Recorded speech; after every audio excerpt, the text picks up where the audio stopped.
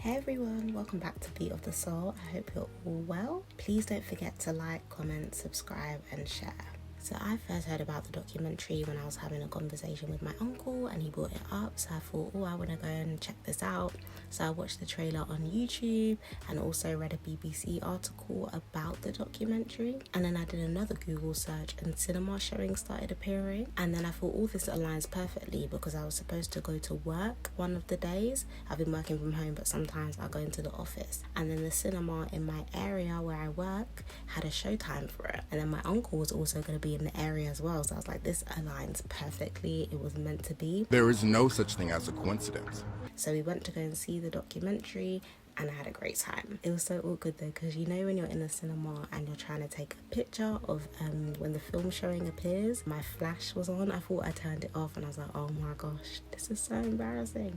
But if you go and see the documentary in the cinema, make sure you watch beyond the end credits because there's a clip.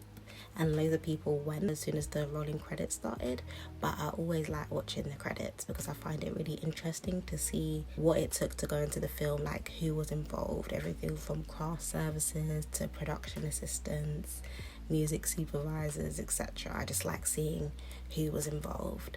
The summer of 1969, Neil Armstrong walks on the moon, Woodstock becomes the defining moment of counterculture movement, and Stevie Wonder, Simone, Mahalia Jackson and B.B. King play to a combined crowd of more than 300,000 people at the Harlem Cultural Festival. Two of these events have adorned the covers of 20th century history books ever since. The third has been all but forgotten until now. A new award-winning documentary, The Summer of Soul, aims to right what it believes to be a serious cultural wrong. The fact that what could have been the quote-unquote Black Woodstock has been largely ignored for more than half a century. While Woodstock was immortalized in an Oscar-winning documentary helping to make it famous around the world, the Harlem Cultural Festival was only broadcast in the form of 1-hour highlight shows on a local New York TV station and never repeated. And not one producer or outlet was interested in seeing the footage or making it worldwide known or distributing it, so the film just sat in a basement for 50 years.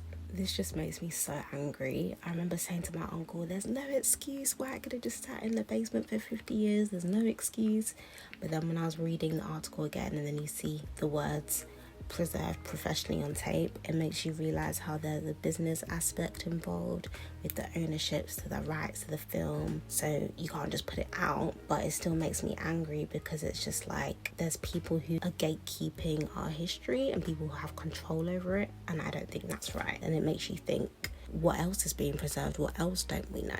I feel like there needs to be some sort of loophole in the law that if you have the rights to something that has like the power to change history or is like a really significant historical event, I feel like there needs to be some way that it gets to the public. And when you see the difference between Woodstock and the Harlem Cultural Festival, it's just mad, and it only makes you wonder, like, racism must be involved. Like, it leaves you no choice to kind of think that, because why was that festival celebrated, had an Oscar-winning documentaries, famous around the world, but people are just only hearing about the Harlem Cultural Festival in 2021? Questlove has said that he was recently made aware of similar events that not many have heard about. He says bringing these things to light may be his new destiny. Thank God for the producers who secured the rights to the concert footage and asked Questlove to bring it to life. Thank you. In an interview with CBS Sunday Morning, Questlove said that he had been given the responsibility to correct history, which is so true and so powerful. Like, it's a big responsibility, but I feel like he was the right person to do it, and I'm grateful for the producers and I'm grateful for Questlove for really bringing this to life and making us aware of this historical event. I find it so interesting how documentaries can be made because two people can be given the exact same footage, but the way in which they produce the documentary and tell the story could mean that there could be two completely different outcomes, two completely different documentaries with two completely different stories. And I love how the documentary doesn't just talk about the music but showcases what was going on at the time.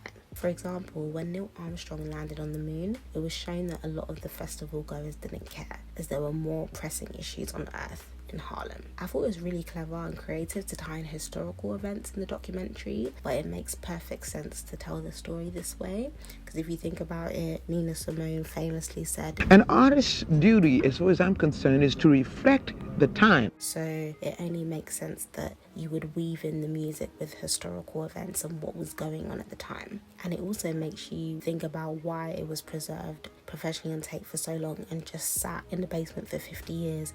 And it makes you think of reasons why no one else was going to pick it up when you look at what was going on around the time in America.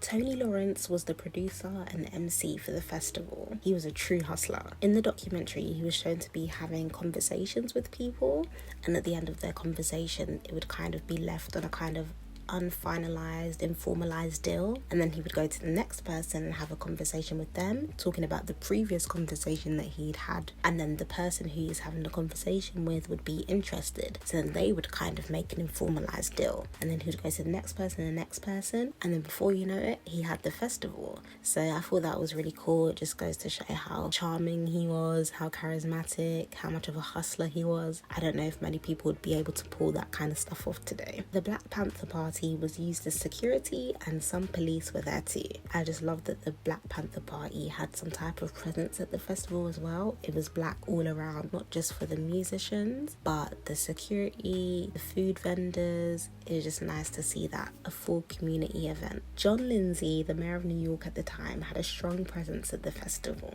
Tony brought him on stage, and he was portrayed to be someone who was comfortable around black people, an ally to black people, and someone who helped the community. When I was watching this in a cinema, I began to think, is there a bit of white saviour complex going on here, or is he completely genuine? But I guess only Lindsay will know his true intentions, but he was portrayed to be a good guy, which is good. Marilyn McCoo talks about how the group weren't seen as black enough due to the type of music they made. This made me so sad in the cinema because you could see how she was getting really emotional, and it was upsetting me because I could relate to her in some ways, because you'll be judged on your blackness, like the way you speak, the things you're interested in, and I just think it's so sad that your blackness is judged on those different things. Just because you talk a certain way or just because you're interested in certain things doesn't make you any less black. We're not a monolith. Every black person doesn't need to talk a certain way or be interested in the exact same thing. It doesn't work like that. Blackness isn't something that can just be like conditional based on certain things. It's who you are, it's your identity, and I don't think people have a right to tell you that you aren't black for those reasons. Afros and dashikis were examples of the few ways black people could express and have control over their identity. Here, their identity was not defined by white people. When watching the documentary, I learned that it was Americans who started calling black people black and fought for the word black to be used instead of Negro. This was a powerful performance. It was getting a bit much at times though, because you know when singers sometimes they be doing the most and it sounds like they're shouting and then it's just constant shouting. It felt like that at times, but they do have amazing voices.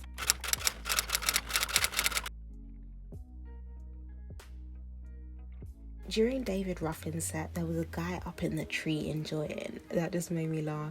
And the way the camera just cut to him was funny. If that happened now, security would have got that man down from the tree ASAP. He probably would have been kicked out as well. I loved Gladys Knight and the Pips' performance. She has such a beautiful voice, and I love how the Pips and backing singers in general back then not only gave you vocals but full choreography. They're not doing it like that today. So if you know me, you know that I go to bed pretty early and wake up pretty early. So we went to go and see the film at like 8:30, which is very late for me because usually I'm asleep like by then or just starting to fall asleep by then. Like I don't even stay up for Love Island, I have to watch it the next day. So I was like drifting off during the film, and then I woke up when Nina Simone was on the screen. It's like the music gods, my ancestors knew. They're like, girl, you better wake your ass up. Nina Simone is on the screen. So I just thought like that was funny. That was meant to be, that I would wake up for her. And I just love Nina Simone. She performed a poem named Are You Ready? Written by David Nelson. One of the lines was, are you ready to kill if necessary?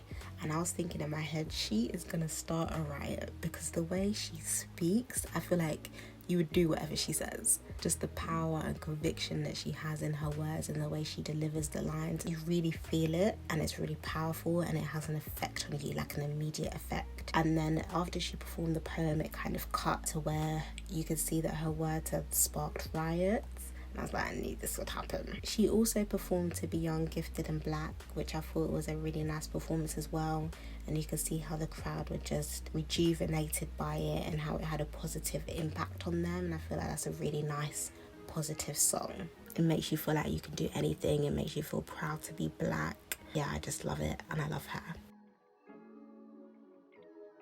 I have hope that our generation will make sure that our stories are told and that we have ownership over our stories, ownership over our past, present and future as well. They're not just going to sit in a basement for 50 years. And I feel like now with social media, it means that we have a lot more control. Like if I went to a concert like the Harlem Cultural Festival, I would have just uploaded it on YouTube for everyone to see and be aware of it and let them know the importance of the event. During the festival, you didn't see people with smartphones recording the show.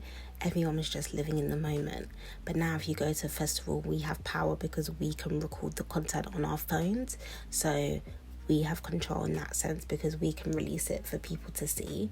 We're not just relying on a cameraman, a professional cameraman to tell the story. We can actually tell the story ourselves. So yeah, thank God for technology in that respect. And now you're definitely seeing a lot more black content creators, black-owned platforms, so that's really pleasing to see. So yeah, I definitely have hope that something like this won't happen now. I hope you enjoyed the video. Let me know what you thought of the video in the comment section. I'll put some links to where you can watch the documentary in the description box as well. Thank you so much for watching. Please like, comment, subscribe and share. Take care. Bye.